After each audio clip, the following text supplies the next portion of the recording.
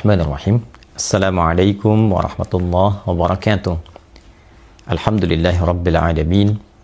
Wassalatu wassalamu ala nabiyyina wa habibina Sayyidina Muhammadin Rasulil Amin wa ala alihi wa sahbihi wa dzurriyyatihi wa ummatihi ila yaumiddin wa ba'd. Saudara-saudariku dimanapun kita semua berada, semoga sampai detik ini di tengah keberadaan kita menunaikan rangkaian ibadah di bulan Ramadan yang mulia, senantiasa kita diliputi oleh kasih sayang Allah Subhanahu wa Ta'ala. Kita diberikan anugerah limpahan ampunan yang dengan itu menggugurkan dosa-dosa yang pernah kita lakukan dalam hidup dan mengembalikan kita kepada keadaan yang lebih baik, insya Allah. Teman-teman, telah sampai kita di malam ini, malam ke-13 di bulan Ramadan tahun 1446 Hijrah. Setidaknya itu berdasarkan waktu Indonesia di bagian barat. Di dalam Ramadan, kita mendapati ada paket ibadah selain puasa yang kita tunaikan di siang hari, dari terbit fajar sampai terbenam matahari. Pun demikian, ada ibadah malam yang sangat istimewa, memberikan kelengkapan pahala dan berpotensi memberikan juga anugerah serupa dengan hasil puasa yang kita tunaikan pada fase siangnya. Saya pernah sampaikan secara umum, jika disebutkan ibadah siang itu dari mulai terbit fajar sampai maghrib, dan bila disebutkan ibadah malam setidaknya dari isya sampai menjelang datang fajar kembali. Di waktu malam ini ada hadis Nabi SAW yang sangat istimewa, sangat menarik, karena memberikan petunjuk satu amalan yang pahalanya disebutkan dengan redaksi yang serupa dengan penunaian ibadah puasa di siang hari. Imam Al-Bukhari, Imam Muslim rahimahumullahu ta'ala meriwayatkan satu hadis yang bersanad kepada sahabat Abu Hurairah radhiyallahu ta'ala anhu, di antara murid spesial Nabi SAW. Beliau pernah mendokumentasikan hadis dari Nabi SAW yang bersabda, qala Rasulullah SAW, man qama lailatul qadri, atau di riwayat lain, man qama ramadhana imanan wahtisaba ghufira lahu ma taqaddama min dhanbi.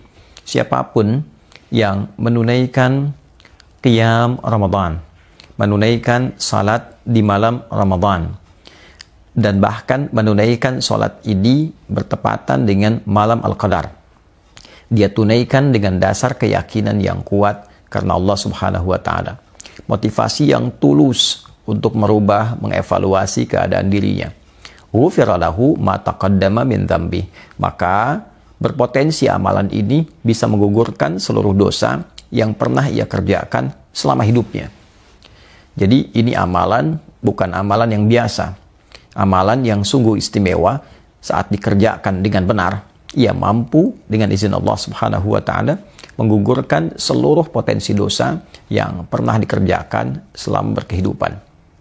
Masya Allah, sangat luar biasa, sangat tidak biasa, sangat istimewa. Sayang jika ada seorang muslim mendapati kesempatan itu, luput mengerjakannya, maka ada anugerah yang boleh jadi luar biasa, tak mampu dia raih. Dan kita bermohon pada Allah, semua kita diberi kekuatan dan kesempatan untuk mendapatinya. Teman-teman sekalian, penting juga diingat bahwa ibadah ini bukan sekedar ibadah sholat yang biasa ditunaikan. Dalam arti hanya sekedar sholat, dibuka dengan takbir, ditutup dengan salam, ya. Ada satu pengikatnya, ada unsur yang ditekankan. Melalui hadis Nabi menegaskan imanan wahtisaba. Jika ia kerjakan sholat ini dengan dasar keyakinan yang penuh karena Allah, keikhlasan, ketulusan untuk mengevaluasi dirinya.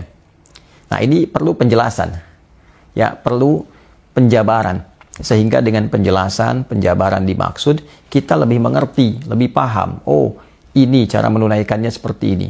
Ya, baik dari sudut pandang rakaatnya, baik dari sudut pandang khususnya kualitasnya. Kalau rakaat kan jumlah penunaian, itu bicara kuantitas. Ya, tapi dari sekian banyak yang ditunaikan, itu berapa yang punya kualitas? Kualitas yang bagus, kualitas yang memenuhi standar hadis, kualitas yang memenuhi kriteria yang ditunjukkan oleh para ulama kita, mengambil pelajaran yang tersambung pada Nabi Shallallahu Alaihi Wasallam.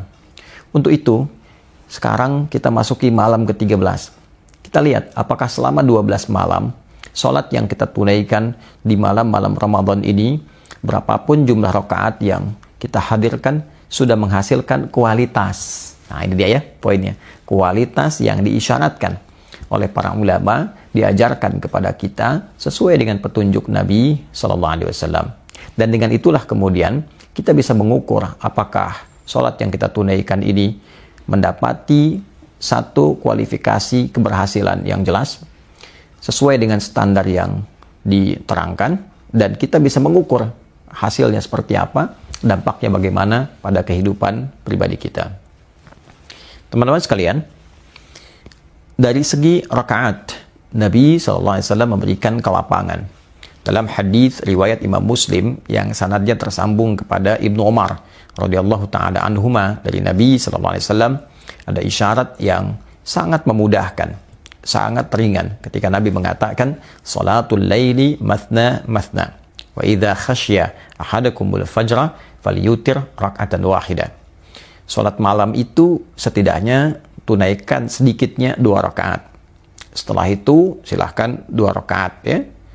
Jika pun mendekat kepada fajar, Anda khawatir fajar segera tiba, maka segera tutup dengan witir 1 rakaat. Ya, artinya dari segi batas minimal 2 rakaat, witir 1 rakaat. Tapi kalau Anda punya kenyamanan, silahkan tambah 2 lagi, kan? Ada yang ketika dia tambah, ditutup dengan witir 1 misalnya, jumlahnya ada yang 11. Ada yang dia tambah lagi, tutup dengan witir 1, ada yang 23. Ya, bahkan ada yang lebih daripada itu, silahkan senikmatnya, senyamannya. Nah, tapi proses kuantitas peningkatan jumlah rakaat ini tujuannya apa? Kan? Apakah sekedar kita menambah rakaat? Apakah tujuannya adalah menghimpun banyaknya bacaan Al-Quran ya, yang kita hadirkan? Karena dulu sahabat itu motivasi menambah rakaat untuk mengumpulkan setidaknya dugaan jumlah rakaatnya Nabi, panjang bacaannya Nabi. Jadi kalau kemudian dikumpulkan 1 rakaatnya misal gitu kan, misal saja Nabi itu 100 ayat misalnya kan, maka kalau kita tidak sanggup tunaikan dalam sekali 100 ayat, dipecah tuh ya menjadi 2 rakaat, dipecah lagi menjadi sekian rakaat. Motivasinya apa? Setidaknya penjumlahan banyaknya rakaat ini harapannya ingin meneladani banyaknya ayat yang dibacakan dulu oleh Nabi Sallallahu Alaihi Wasallam. Nah, ada bagian kedua yang sangat menarik. Ini Nabi ini panjang, ingin menunjukkan bacanya mesti panjang, atau ada kenikmatan di balik bacaan itu, sehingga saking nikmatnya tak terasa panjang bacaannya, kan? Sehingga dalam hadis riwayat Al-Bukhari, ketika Sayyidah Aisyah radhiyallahu taala anha ditanya oleh sekelompok sahabat tentang bagaimana keadaan sholat malamnya Nabi, beliau sampai menegaskan la tas'al an husnihinna wa tulihinna. Oh, kama qalat, ada baiknya tidak ditanya tentang bagus dan panjangnya itu bacaan Nabi dalam sholatnya, gerakan Nabi seperti apa, karena sulit ya untuk diikuti, sulit untuk disaingi. Ya, kalau kita ingin mengikuti tata cara yang baik dan benar, itu bisa kita lakukan. Tapi kalau ingin persis seperti Nabi, nah itu maksudnya, ya tidak mudah untuk dilakukan. Nah, ketika ada sebagian yang penasaran, ternyata diikuti panjang bacaannya. Ya, ternyata begitu nikmat Nabi itu. Nah, ini poinnya bisa dibaca pada 2 bagian, apakah panjang dari bacaannya, ataukah kenikmatan dalam menikmati sholatnya. Maka bagi yang melihat dan bahkan ingin menggabungkan keduanya itu, ya mulai berpikir, oh kalau Nabi tadi seperti simulasinya misalnya 100 ayat, saya tidak sanggup, saya sanggupnya 20 ayat. Ya, maka dia bagi 100 dibagi sekian rakaat. Sehingga setidaknya ingin mendekati jumlah bacaan yang dibacakan Nabi Sallallahu Alaihi Wasallam. Tapi juga ada yang coba mengambil titik tengahnya, oh kenikmatannya, kenyamanannya. Ya, begitu merasakan kenyamanan dalam menunaikan sholat, faqra'u ma tayassara minal Qur'an, silahkan baca, kata Allah di surat Al-Muzammil itu, di ayat ke-20, silahkan baca yang menurut engkau ringan, ya kan? Tapi nyaman kau bacakan. Ya, ma tayassara minal Qur'an, yang paling ringan, yang kau bisa bacakan, tapi dengan itu engkau merasakan kenyamanan untuk rohmu, ya kan? Untuk spiritualitasmu, untuk jiwamu, sehingga engkau terkoneksi dengan Allah secara baik, secara utuh. Nah, maka dari sudut pandang ini diajarkan pula kita bagaimana kita bisa menikmati sholat malam ini dengan enak, dengan nyaman. Maka ditunjukkan dalam berbagai riwayat Nabi SAW setiap jeda selesai salam, misal pada 2 rakaat yang pertama, beliau jeda dulu, rehat sejenak, mengajarkan doa. Bahkan Sayyidah Aisyah radhiyallahu taala anha ditalkinkan satu doa oleh Nabi SAW. Kata Nabi, quli, kalau engkau merasakan kenikmatan sholat itu, merasakan seakan itu malam Al-Qadar, kan? Di malam-malam Ramadan, maka katakanlah, bacakanlah, Allahumma innaka afuwun tuhibbul afwa fa'fu anni. Duhai Allah, sungguh engkau adalah zat Tuhan yang maha pemaaf, maha pengampun, dan mencintai segala sifat ampunan, pemaafan. Maka dengan kemuliaan sifat ini, aku mohon ampuni dosaku, maafkan kesalahanku. Ya, itu jeda di antara sholat-sholat yang kita tunaikan itu. Nah, sehingga di situ ada jeda rehat, di situ ada jeda untuk menenangkan kepada jiwa, memberikan kedalaman kepada roh, sehingga merasakan tenang, nyaman. Yang dalam bahasa Arab itu disebut prosesnya dengan nama tarwihah. Ya, rawwaha yurawwihu tarwihah. Rawwaha, memberikan ketenangan kepada roh, kepada jiwa. Ya, proses memberikan satu kenyamanan, ketenangan, kedamaian kepada roh. Ya kan? Keadaannya disebut dengan tarwihah. Ya, jamaknya disebut dengan tarawih. Nah, inilah yang menjadikan sholat ini kenapa disebut dengan tarawih, karena sholat ini ditunaikan dengan tenang, dengan nyaman, sehingga memberikan dampak yang lega, yang baik kepada jiwa. Ya, kenapa dipopulerkan dengan istilah tarawih? Karena ulama ingin memberikan satu penekanan yang kuat bahwa standar baiknya sholat ini ditunaikan bukan sekedar panjang bacaannya atau cepat dibacakannya, tapi bagaimana sholat ini memberikan pengaruh yang sangat kuat kepada jiwa, sehingga jiwa kita merasakan tenang, jiwa kita merasakan damai. Nah, jadi ciri pertama seseorang yang berhasil tarawihnya adalah orang yang mendapati ketenangan dalam jiwanya, mendapati kenyamanan dalam hatinya dengan menunaikan sholat ini.